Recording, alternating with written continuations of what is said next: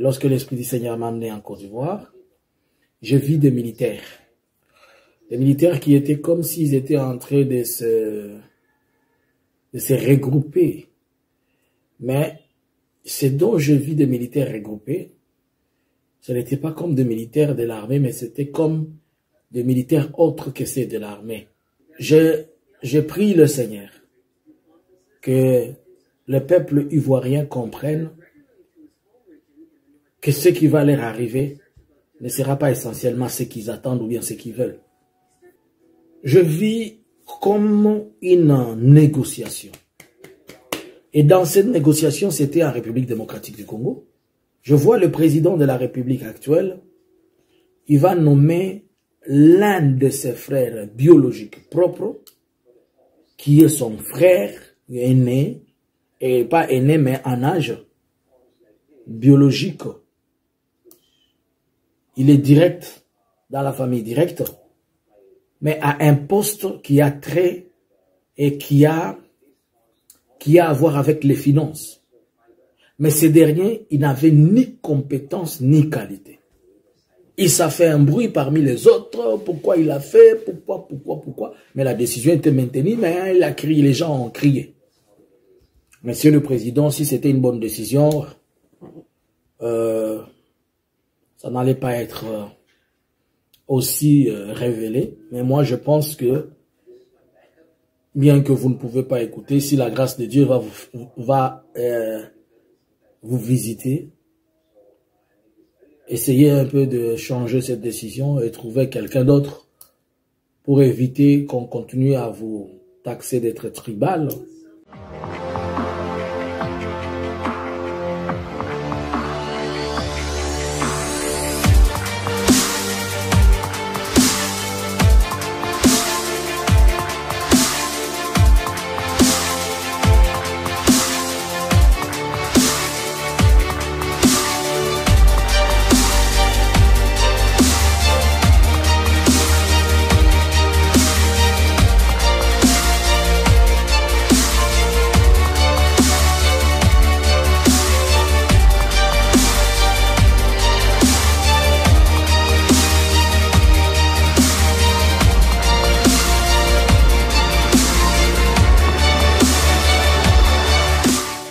Shalom, shalom peuple de Dieu. Je vous salue de partout où vous êtes en train de me recevoir et où vous êtes en train de m'écouter.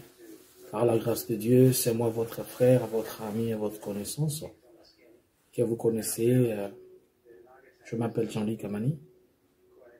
Je suis un frère et un ami à vous.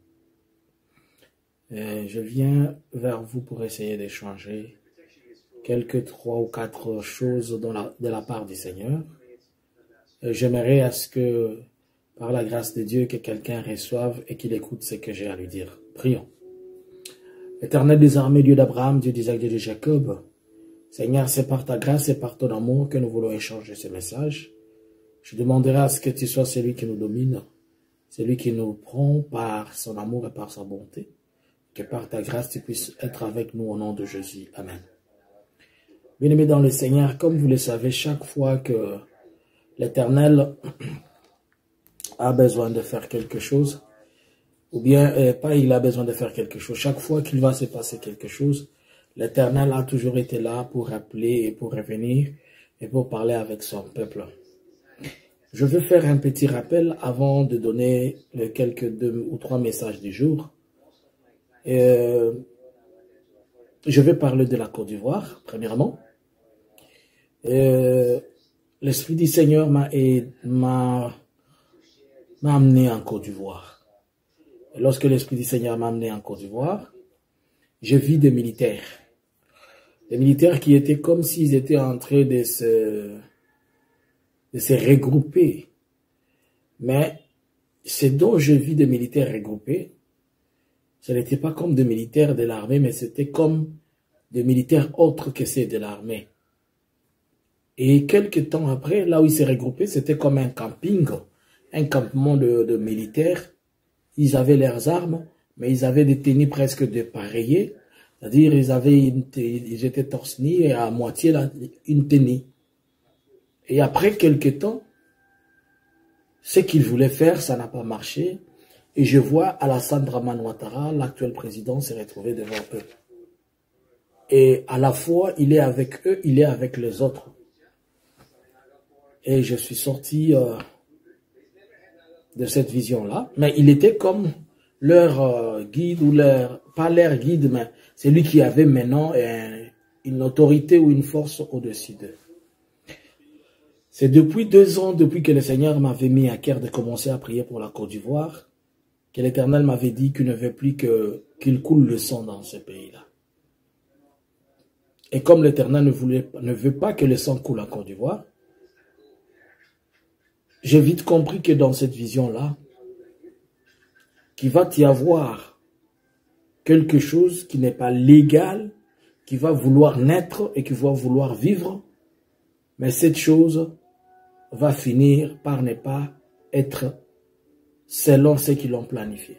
Parce que c'était comme une force autre, mais il se retrouve encore que c'est Alassane Dramane Ouattara qui les conduit et qui les guide. J'ai prié le Seigneur que le peuple ivoirien comprenne que ce qui va leur arriver ne sera pas essentiellement ce qu'ils attendent ou bien ce qu'ils veulent. Je prie le Seigneur que vous compreniez que Dieu l'Éternel ne va pas permettre une volonté parfaite de ce que vous attendez, mais ça sera une volonté permissive. La même personne que je vis, c'est presque la même personne qu'on n'attendait pas tous. Je vis encore l'image d'Alassane Dramane Ouattara devant des troupes militaires. Que Dieu, le Père, vous amène à comprendre cela. Je me souviens, avant cette vision, j'avais eu un autre message, qu'il y avait un coup d'État qui avait été déjoué, et j'avais vu le nom d'une femme que j'avais parlé dans le premier message que j'avais donné sur la Côte d'Ivoire. Et je crains que cette chose-là ne vienne encore se retrouver aujourd'hui. Mais bien aimés, je prie pour vous et je vous porte à cœur et que l'Éternel, je prie Seigneur, que ta main de gloire et ta main de grâce soient au-dessus de ce pays, que le sang ne coule pas dans les élections qui sont entendues prochainement en Côte d'Ivoire. Yahweh, si tu penses que la présence de cet homme va faire que le sang ne coule pas, qu'il reste. Mais si tu penses que sa présence pourra amener autre chose, fais ta volonté, Seigneur. Que celui que toi tu as choisi, que tu aimerais qu'il conduise ce pays, que c'est là que tu lui donnes le volant de la Côte d'Ivoire. S'il te plaît, Jésus-Christ, épargne ton peuple. Je parle comme un prophète et je parle comme un serviteur de Dieu. Au nom de Jésus, Amen. Après cela, l'Esprit du Seigneur va me demander de prier pour Alpha Condé. Mais je ne le connais pas. Je suis parti chercher sur Google. Apparemment, c'est le président de Guinée. Et me demandant de prier pour lui, j'ai compris que son pays aussi doit avoir un problème et que peut-être il va être la cause de ce problème-là, ou il sera la personne qui va amener le peuple à chercher à s'autodéterminer autrement. Et j'ai prié le Seigneur que ce vent qui est en train de passer en Afrique, que ce vent n'emporte pas de victimes innocentes au nom de Jésus. Je vis autre chose pour mon pays. Mais avant que je le dise, je vais rappeler quelque chose. Si vous revenez dans le message que j'avais donné au début de cette année à propos de mon pays, je dis que Jésus-Christ était descendu et il a envoyé qu'on aille donner un message à 9 personnes. Mais le 9, il symbolisait à la fois le 9 voisins. Et il avait été dit que il va balayer toute la saleté dans les 9 qui nous entourent.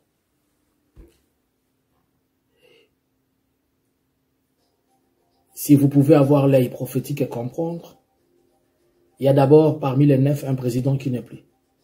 C'est lui du Burundi. Si vous pouvez avoir un œil prophétique, vous vous souvenez du message de l'épicentre du séisme, où l'Éternel avait dit que l'épicentre, le problème de notre pays, c'était en Tanzanie. J'attends des rumeurs non confirmées. Si c'est vrai que ce qui a été dit, ça va aller à confirmer le message de l'épicentre du séisme. Il paraît que des grandes sommes d'argent sont chaque fois retenues par la Tanzanie pour payer les militaires et les policiers. L'épicentre du séisme. Je reviens maintenant pour que quelqu'un me comprenne. Là encore, l'Éternel va m'ouvrir les yeux et va m'aider. Je vais voir des amis qui sont en train de glorifier le Seigneur. Mais qui sont-ils? Ce sont des collègues ou bien des amis que je connais dans les systèmes des Nations Unies, à la MONUSCO. Ils sont en train de dire, nous avons été retenus de justesse. Et je vois beaucoup de gens en train de pleurer. Je pose la question, c'est quoi? On dit qu'on a licencié en masse des gens et brutalement sans qu'ils ne soient préparés. En sortant de la vision, j'ai compris que un message que j'avais donné sur l'anaconda qui résistait et qui devait un jour être abattu, j'ai compris que certaines choses sont en train de se mettre en marche. Alors, pour quelle cause les gens peuvent être limogés si brutalement comme ça? Certaines causes peuvent pousser. Soit il y a un problème de financement, car la mission de maintien de paix ne dépend que des cotisations des membres de Nations Unies. Et depuis cette année, depuis l'avènement de Donald Trump, des missions de maintien de paix sont en train de traverser des moments compliqués puisque j'ai entendu que depuis presque quelques mois, pour payer le personnel de la MONUSCO, il fallait recourir au Kenya pour avoir de fonds. Et alors, Donald Trump, il paraît qu'il n'est pas content de voir que on est en train de contribuer des millions pour que la paix soit trouvée un peu quelque part dans le monde, mais que cette paix n'est pas donnée. Donc, c'est fort possible que l'on bloque de contributions et qui peuvent constituer à ce que je suis en train de dire, au licenciement de plusieurs personnes. Et si on doit licencier, c'est que la force de la chose, elle est en train de diminuer. Et si souvent, lorsque les missions de maintien de paix vont comme ça, plus tard, ils se retrouvent devenir une agence onisienne. C'est-à-dire, ils changent et deviennent une agence de développement ou une agence, c'est-à-dire un ONG dans les Nations Unies. C'est pour dire, priez le Seigneur que vous êtes que nous sommes en train de prier. Et c'est un signe qui nous montre et qui va toujours continuer à nous montrer que l'Éternel que nous sommes en train de demander, il est en train de faire des choses à la manière de Dieu, pas à la manière des hommes. Que Dieu bénisse celui qui a écouté ce message. Pour quelle raison? Soit on veut relocaliser la mission ailleurs, ou il y a un autre besoin ailleurs, ou bien on n'a pas besoin de ce personnel, mais la principale, c'est que l'argent, les liquidités. Je vis comme une négociation. Et dans cette négociation, c'était en République démocratique du Congo. C'était comme une négociation pour, je ne sais pas si c'était pour remanier, je ne sais pas si c'était pour certaines postes nouvelles ou comment. Mais ce que je n'ai pas compris dans tout ce que je vis, je vois le président de la République actuelle, il va nommer l'un de ses frères biologiques propres, qui est son frère aîné, et pas aîné, mais en âge biologique. Il est direct, dans la famille directe, mais à un poste qui a trait et qui a à voir avec les finances. Mais ces derniers, ils n'avaient ni compétence ni qualité. Et ça fait un bruit parmi les autres. Pourquoi il a fait? Pourquoi? Mais la décision était maintenue, mais il a crié, les gens ont crié. Monsieur le Président, si c'était une bonne décision, ça n'allait pas être aussi révélé. Mais moi, je pense que bien que vous ne pouvez pas écouter, si la grâce de Dieu va vous visiter, essayez un peu de changer cette décision et trouver quelqu'un d'autre pour éviter qu'on continue à vous taxer d'être tribal et d'être pro ou de travailler pour votre famille alors que vous voulez travailler pour la nation comme vous l'avez toujours dit.